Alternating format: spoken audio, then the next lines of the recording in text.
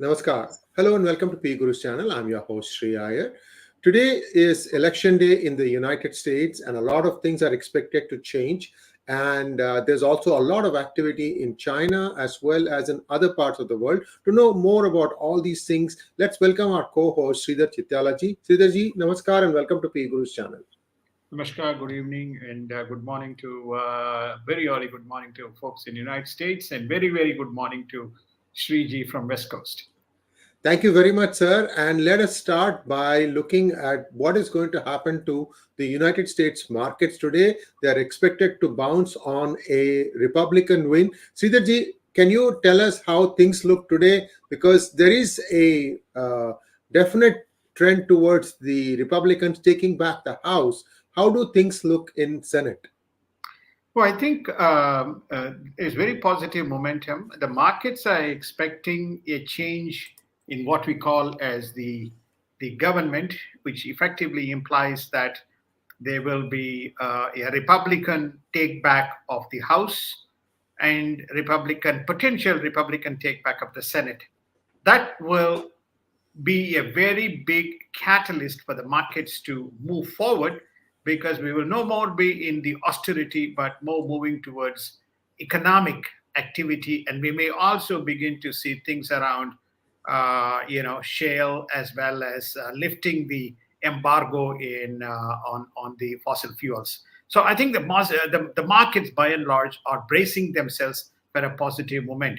The pre-markets show a slight upward tick, about 80 points on the Dow and about less than 20 points on the S&P, and we will see the trend moving forward. Just to wrap because we'll be in the midsection, I think the Senate has boiled down to 4 seats. Right now, the Republicans look like they're regaining the Senate. I think we covered this in one of the shows, which is it's boiled down to Georgia, the last 4 seats, Georgia, Pennsylvania, Nevada, and Arizona. And I think they're fairly strongly positioned. And most of these seats, as we indicated before, less than 2%. As far as the House is concerned, it looks like could be for some massive win for the Republicans. All based on only one factor: economic uncertainty and mismanagement of economy. Thank you, Sridharji. And let's take a look at China. Goldman Sachs has weighed in that China is still months away from reopening. And the numbers from the October for China shows a slackening because of global demand as well as COVID shutdowns. Sridharji, I don't know if you have been following this news. A Foxconn plant shut down, and there was a lot of this was an Apple manufacturing iPhone 14 manufacturing plant in China. So perhaps you can wrap up together all these things as to why China is still facing headwinds. China is facing, I call as the self-inflicted headwinds. What exactly is Emperor Xi's agenda, we don't know, but he is following much against the wishes, the sustained zero COVID policy, which is bringing a lot of grief to people. The incident that Sriji is pointing out is, which has been to some extent or to a great extent suppressed by the media, there has been subtle protests by the employees for the shutdown, reacting against why the companies are being shut down and what exactly is the reason. So this COVID remains a mystery, or there is something that we don't know that is going on within China. So that is impacting as far as the domestic employment as well as the domestic production and consumption goes. Now, obviously, supply chain issues and also some kind of subtle embargoes and other countries trying to come out of COVID, having economic contraction is resulting in lower demand for China. That is what you're seeing in the October report. So Goldman Sachs has now weighed in, and they probably have much deeper insights and saying they are months away from recovery. And what is not helping to wrap it up, we discussed extensively yesterday. Mr. Xi Jinping's new economic agenda is not about market reforms and expansion. Embedded within his reform is going deep into the Xi's policy of contrarian or controlled economic activity under his direction rather than market reform. This is what the elders have been protesting and they may continue to protest, and let us see how that takes shape. And we might remind our viewers now that Premier or General Secretaries such as Xiaoming or Hu Jintao, these are all PhDs from the United States universities, very established credentials, very respectable background. Even Li Keqiang, who is no longer the Premier, was a very erudite man. Right now, what the team of Seven or Xi, I don't know where their gravitas comes in, where as to how they are going to take China forward. I say that in double quote because I don't think it's going to go forward. Sridharji, US has confirmed that it has held talks with Kremlin on a nuclear threat. Sir, this dirty bomb, suddenly it has died. What's the status now on that, sir? Well, I think that the dirty bomb was probably an unwarranted dirty interruption for whatever their plans were. So I think dirty bomb has disappeared because it looks like the nuclear plant is now cut off because of whatever is the shelling. To get back to your point, there's something that is going on which prompted the US officials, this is just today, breaking news, that to have discussions with Kremlin on nuclear deterrence. Possibly because there's no data, and I know many of the viewers are Russian sympathizers in our channel. It's possible because there's something that is going on which may prompt Russia to unveil or to move forward with it. Or it's also possible that Ukraine, in a state of desperation, may do something. So I think they have basically stated, we are covering Ukraine. We need to make sure we have dialogue open, and we're not going to have another nuclear disaster. This conversation has happened today. And some reports indicate that the Ukrainians are holding the east and then trying to push back in the Kherson region. But again, all this information is fog of smoke, and but the war continues. And a major confrontation with China is looming once the outgoing Strategic Command Chief, Admiral Charles Richard of STRATCOM, he has been the STRATCOM chief since 2019, and he also makes the observation that China is rapidly expanding its nuclear forces. So Sridharji, so you have Russia threatening nuclear option, and now is there a subtle message from China too? It's what we call as the toolkit, or what we call as the framework. So China has now learned, or the game has been very admirably played by both China and Russia, that if you bring the nuclear option as a table, as ultimate weapon of defense, then people come to negotiating table and you may be able to come to some kind of a resolution. So that is what the game Russia has been. Today's breaking news reveals that there's a discussion that's going on between Russia and United States, and they should have held this discussion a long time ago. But so China is now recognizing that it may be in a couple of areas, it may not be having capable deterrence or offense. So it is now flagging most of its ships with nuclear capable artillery or nuclear capable missiles, and saying that effectively United States current Navy and naval architecture is not capable of mitigating with a deterrent strategy unless it lifts its game.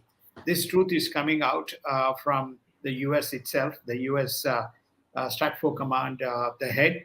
And whether US will act on it, we will know. If there is a change in the government, we will probably, when I say change in the government, I mean the House and Senate composition, then there may be more activity. Otherwise, it's silence on all fronts. Remember, we covered in DGI a couple of 3-4 days ago that US was even contemplating withdrawing the squadron from Japan.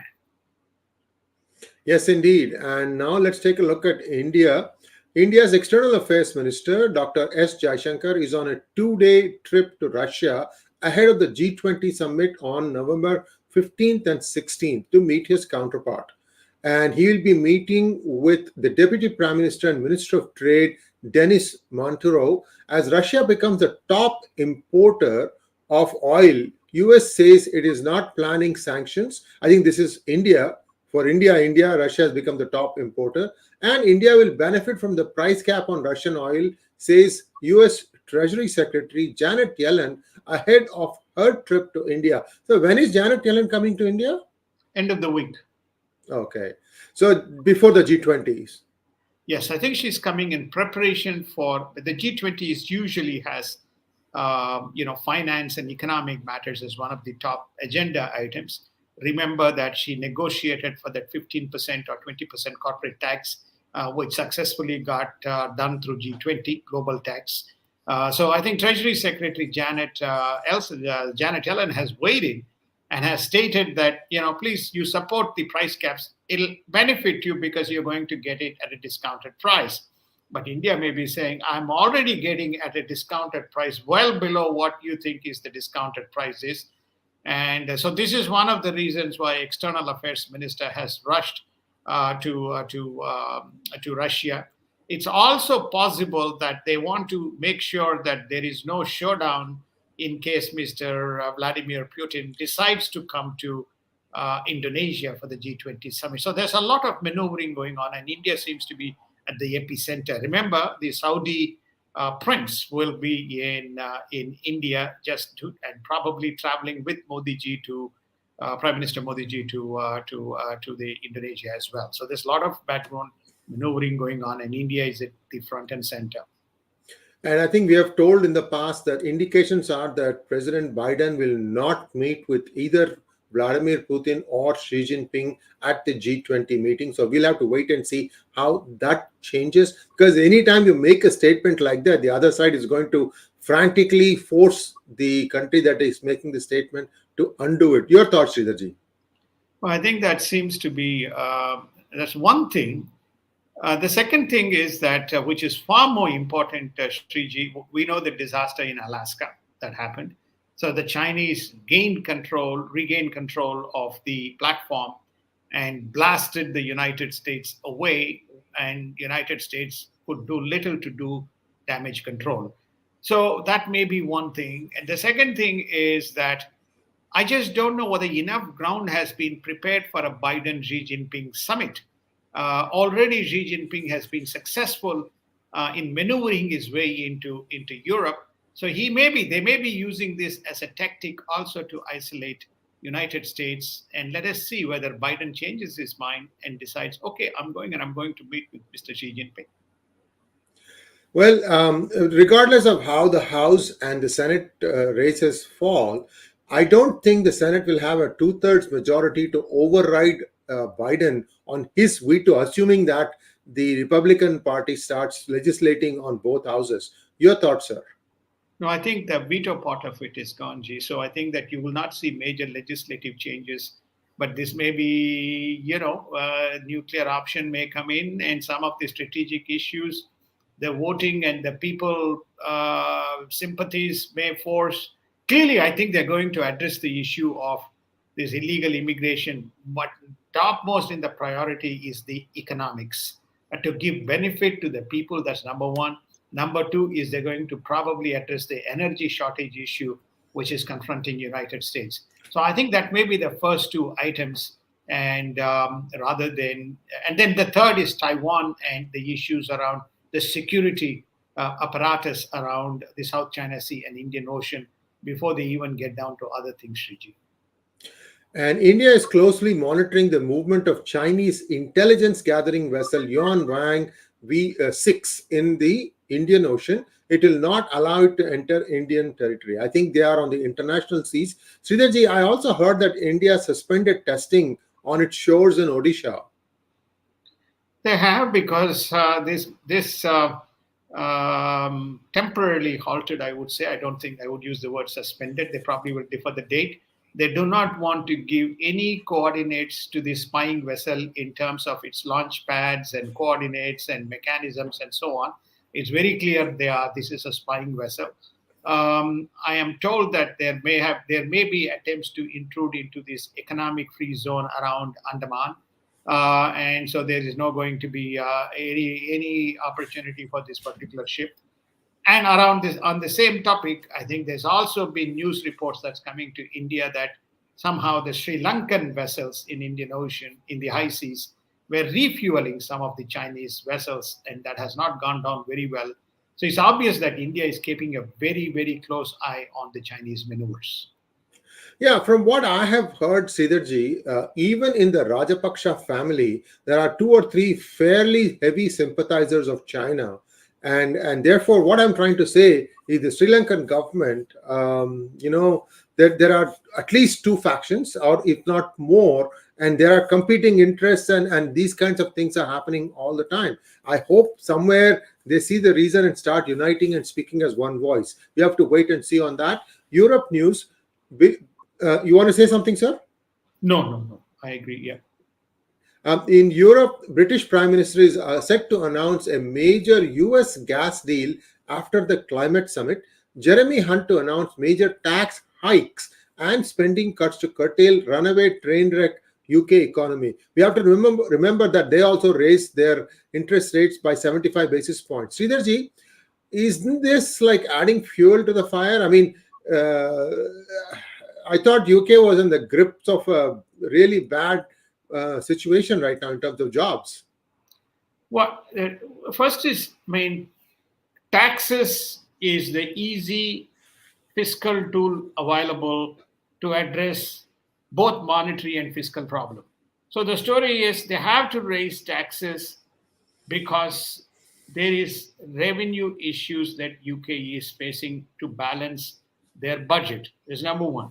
The second is that they have to announce to the markets, otherwise the pound is going to take another heavy beating. They're going to announce to the market that there is a fiscal reform to address the issues that UK is facing, especially around the deficits that it is confronted with. Then finally to say that they understand how to manage an economy. The Liz Truss clearly sent the opposite signal. Whether she heeded to Mr. Biden and Biden's policies, we don't know. There's a lot of rumors that came out, which is to say that Biden possibly misled Liz Truss, but they are just rumors. But having said that, this is the reason why Jeremy Hunt and Rishi Sunak, the Prime Minister, are trying to send a message that there is an austerity program that is coming in to first address the balance sheet so that the pound can be salvaged. That's the first part. Now to your question, which is around, do they need more kind of benefit and relief to the people? Yes, benefit and relief to the people is required because on the energy side, now they are, hitting against a brick wall on that. Let us see what they try and do with the so-called Biden's formula of trying to ship gas from United States. Sunak has announced. I think they would be far more diligent in saying, okay, I think we have to deal with the Russians. We need energy. Otherwise, let's kind of come to a conclusion. I think that is where we'll eventually head to in the final resolution of salvaging Europe, Russia, Ukraine, and the world. I think that's where we'll go, because you can't be in this confrontational and not solve the fundamental issue that people are facing at home on the threshold of a winter. And we have still got some very critical news to cover. So here's a request to please like this video so it can go viral. Also, viewers, stay till the end. We are going to share some numbers about how much gold does India really have. We've got some data. You requested this data and we've got that data and it will surprise you. So stay tuned on that. Let's continue with Europe. Is Germany undermining the Russian efforts in combating China, notably the German chancellor? Sridharji, this person just went and visited China, and there is this agreement in place that China will take ownership in the port of Hamburg. What are the other developments in this front, sir? Well, there's a whole business delegation that went with him. There is a fear looming even within Germany whether this business group, most of these business leaders from the Hamburg region, are going to force Olaf Scholz, the chancellor, to compromise and allow trading agenda to be back on the table, and in the process provide the gateway for the Chinese into Europe and hurt the manufacturing industry as well as the other deterrence that Europe wants to put in place with regard to China is concerned. So this is the fear.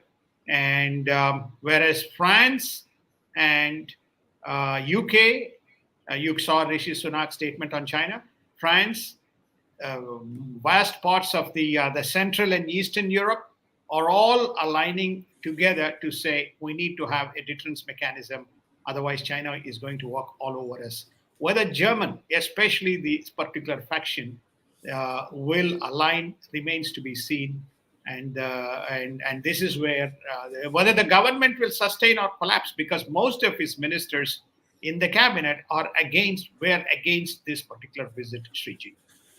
Yes, it will be interesting to see how things play out there. And the EU, in the meanwhile, has rejected US Inflation Reduction Act as anti-trade and calls for discussion. This is the first time I'm hearing about the US Inflation Reduction Act. Sridharji, how can you reduce inflation? It is a supply and demand thing.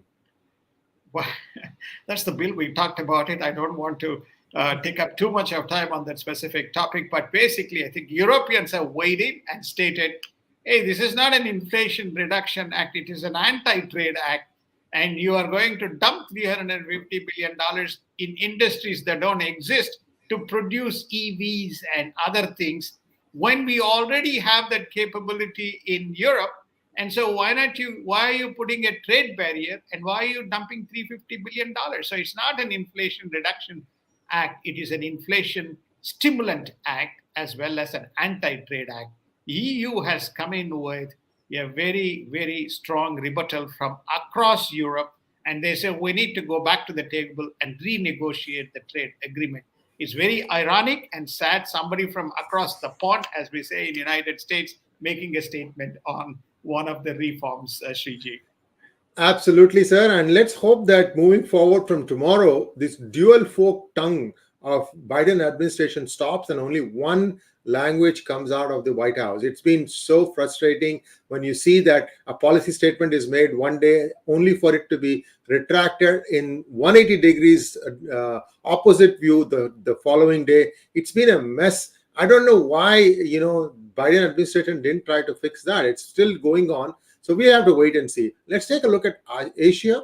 As G20 approaches the deadline and with tensions abound, will Putin attend the summit? So this is now a different question. So they are thinking that, well, if Biden is not wanting to meet Putin, maybe Putin should just stay away. So Indonesian president is working towards avoiding any potential challenges. So Indonesia, being the host, is trying to make sure that in terms of optics, the G20 looks good. Sridharji, why would Putin want to stay away, sir? If he's there, he can make even more, I don't know what to say, stir the pot maybe? Is he well, is the question. There's some rumors That's true. that he's not well. So therefore, I think that even in the some of the areas that he visited in the front line, he seems to be under cancer treatment. That's the microscopic images, and they found some radiation marks, etc. So the question maybe is health, Sriji. And Japan plans to develop portable harbors that would let the self-defense forces deploy quickly on the country's islands in the East China Sea. Sridharji, if there is one country that is very proud of its manufacturing prowess, I would say it would be Japan. We should remember the 1968 Olympic Games, how well they conducted it, despite having many sites which are completely earthquake prone. In fact, there's an earthquake happening every day in Japan, isn't it? Yeah. So I think the self-defense forces we have talked about, and I think we have talked about Senkaku and the Qiu Islands, and we said how Japan could become on the northern side, and on the southern side, on the down below Okinawa basin, you could have the Senkaku, which is contested both by Japan as well as China, could become the flashpoint. So you can, it's not that we were the only, we were the people who kind of said that could be the first port of call for Mr. Xi Jinping. And you can see now you have mobile islands coming up for Japan to prepare itself, because it doesn't know whether the United States is going to be with it. So it needs to support the sovereignty of the nation. So it's a very interesting development. Two interesting developments you should take away from here. One, no more economic reforms. It is Xi Jinping, Emperor Xi Jinping's centralized command control economic model. That's where China is heading to.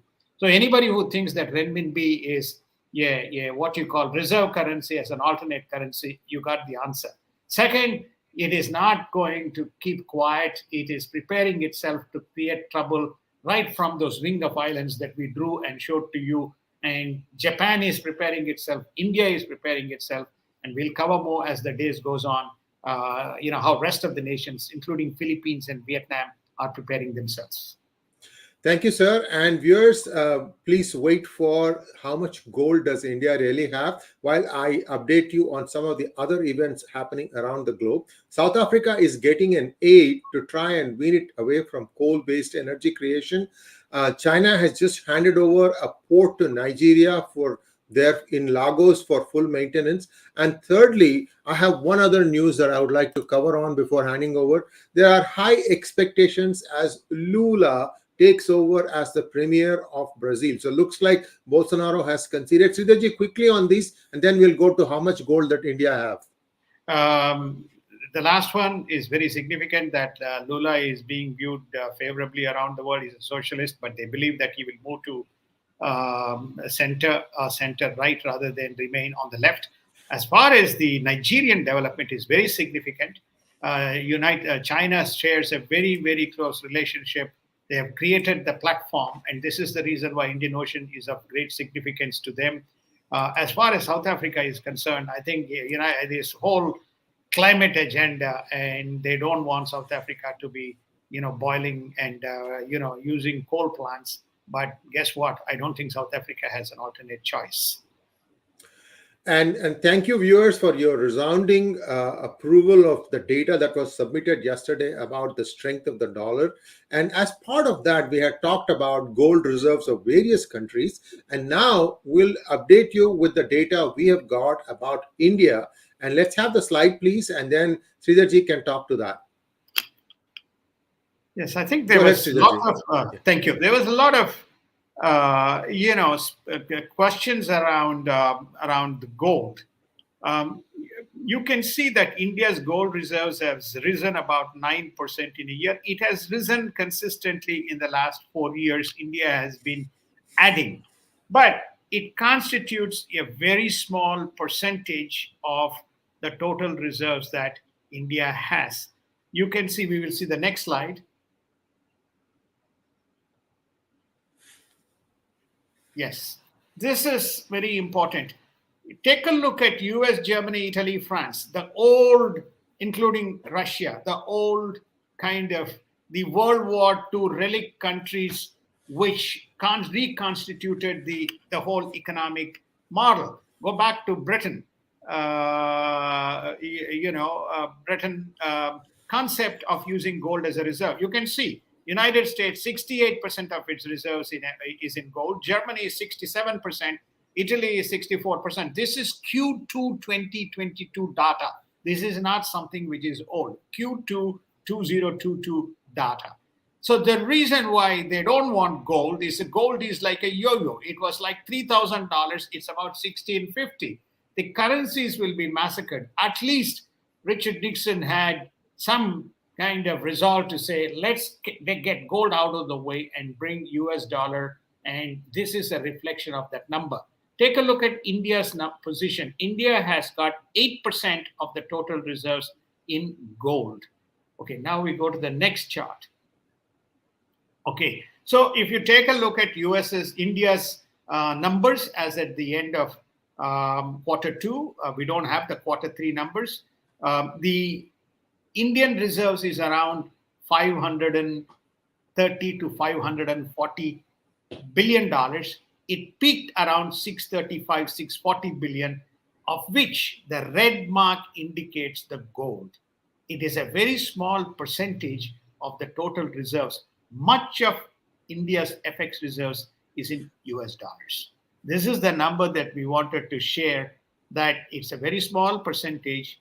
And even globally, India is only 8% of the total gold that is at least in official terms. I don't know about unofficial numbers. These are official numbers.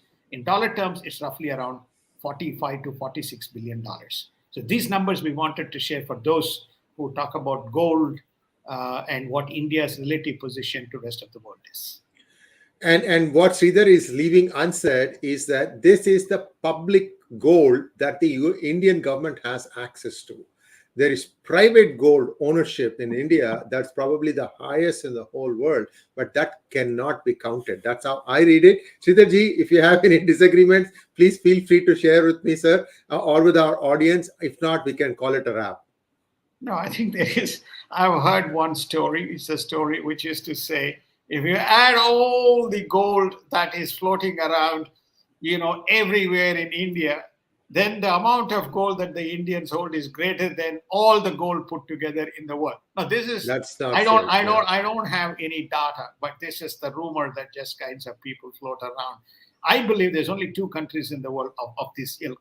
One is India, and similarly China. China has got plenty of gold, or what we call as the household gold. Thank you very much, Sridhar ji. And viewers, please like, share, and subscribe to our channel. And don't forget to click on the bell button for notifications. If you liked our research, feel free to donate to us using the super thanks button. Thank you very much, sir. Namaskar. Thank you. Have a wonderful day and best wishes to all of you.